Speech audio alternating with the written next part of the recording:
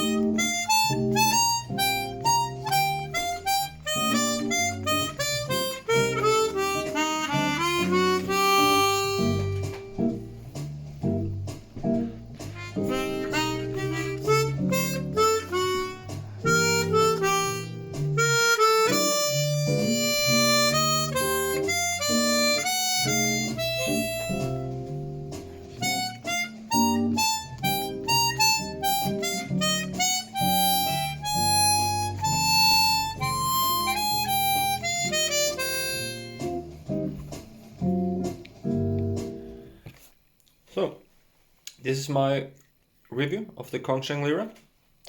I bought this shortly after it was released. One of the reasons I bought it was because it was receiving a lot of hype, a lot of positive reviews, very few negative comments about it. Still, it's difficult to find any negative comments on the Lyra. I got it. I was really impressed. I was happy with the harmonica. It was good. But I didn't have any experience with playing chromatic harmonica, so I couldn't compare it to other models. I didn't know how good is the Lyra. So I waited. I've posted a lot of videos using it, but haven't really talked about it or given a review. And I'm not a professional player. I'm not even particularly good. But myself, I think these reviews are more honest because I can't make a bad harmonica sound good.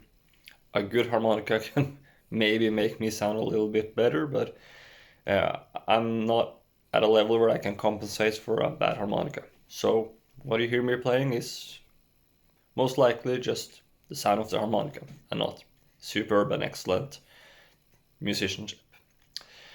So I'm gonna focus on some of the things that I find negative about it, because there are a lot of really positive reviews where they are hyping this chromatic up. When I received it, I felt like the hype was right. It's really airtight. Tone is really good. It's heavy. It's ergonomic. It's a delight to play. It slides around. I really like the half moon cover mouthpiece.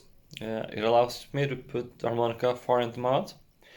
But I have gotten some other chromatics since I bought this one, and now I can compare it to these. It's a Honor Super 64 Performance and a Herring Special 48. These are the two chromatics I'm comparing it to. So one of the first things that I noticed with the Lyra was that the top octave, it was impossible to make them sound good. And I spent a lot of time thinking that this is just my bad technique, being a diatonic harmonica player. So I practiced breathing for weeks. I asked online for help, and the answers were that I just needed to learn how to breathe more properly. Eventually I contacted Kongsheng and told them that I don't think this is right, how difficult it is to play. Once I passed the, like, I'm thinking that on, but it will be hole 9. Once I passed hole 9, it was impossible to make it sound good. It was just squeaking. So Kongsheng was really nice. They sent me a new pair of reed plates. I put them on, no problem at all. It was smooth as butter. Really nice to play the top octave as well. These are the reed plates now.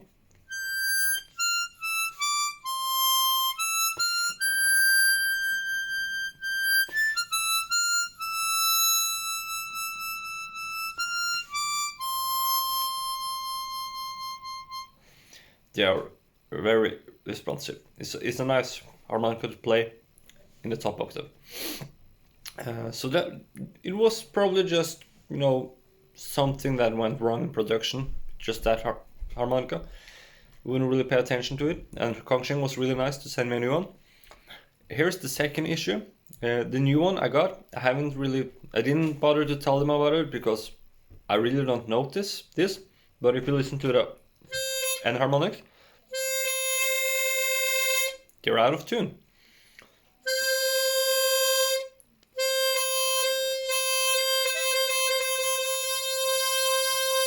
It's not a lot, but on the other chromatics that I have, the vibration, this harmony, it's not there. But this makes, for me, no. Sometimes I will hit those two notes at the same time in a melody. I will notice, but besides from that, it's not an issue for me. One of the things that I don't like about this chromatic now, that I noticed after having played the Super 64 and the Herring Special 48, is that the Windsavers, they stick a lot. When I got it, I didn't have anything to compare with, and I thought this is normal. I will always brush my teeth before playing. I try not to eat an hour before if I know I'm gonna play. Still, with this one, if it's cold outside, it's really annoying how much the Windsavers are sticking. It's better when it's in the summer, but in the winter I really have to spend a lot of time just warming it up, and then still some of the Windsavers will start sticking. And I got my Herring Special 48 in around January. It was minus 10, 15 Celsius. I was in my car, I was playing it a lot. This is my car harmonica now, so I'm always keeping it in my car.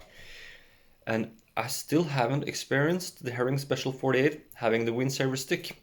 Not even when playing it outside in the freezing cold.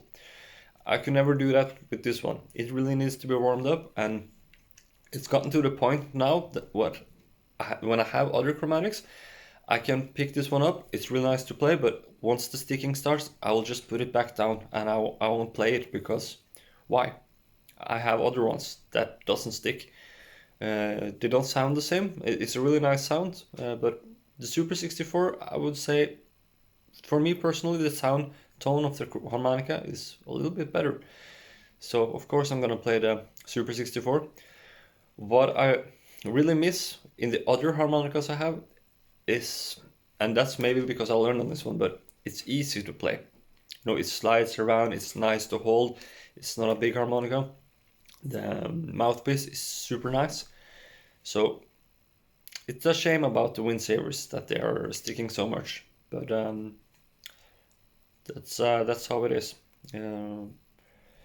The last issue only applies for guys or girls who has a mustache. This harmonica eats your mustache. It's here in this crest. Hairs will stick, and it just pulls them out. I never experienced anything like it on any other harmonica, and it's not an issue if I'm just trimming it. But if I haven't been trimming it, it will stick and it hurts. It hurts a lot. But that's just how it is with the design. It's not a problem with harmonica. So yeah, that's my review. I love it. It has a really nice tone. I think it has a unique tone. It's a bit brighter than the other ones I have. It responds really well. Maybe. No, I think it's on pair with Super 64 in sustain. I'll try to sustain both This is the Super 64. I'll play same now.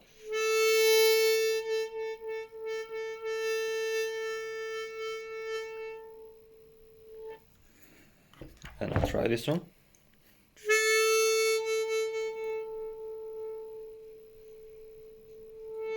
I think it's actually a bit better at. It's not really sustained, but one thing I noticed between the Chromatic style is that the ability to play a reed at a reducing volume, it's something that sets them apart. The Herring Special 48 is terrible at this.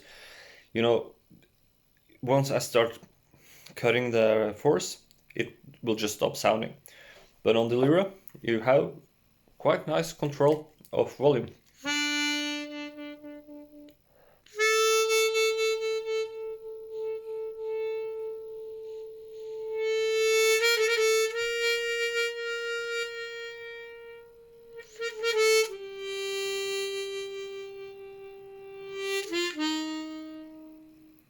Okay, so that's my review. It's not all great, but it's a really good harmonica. And yeah, thanks for listening.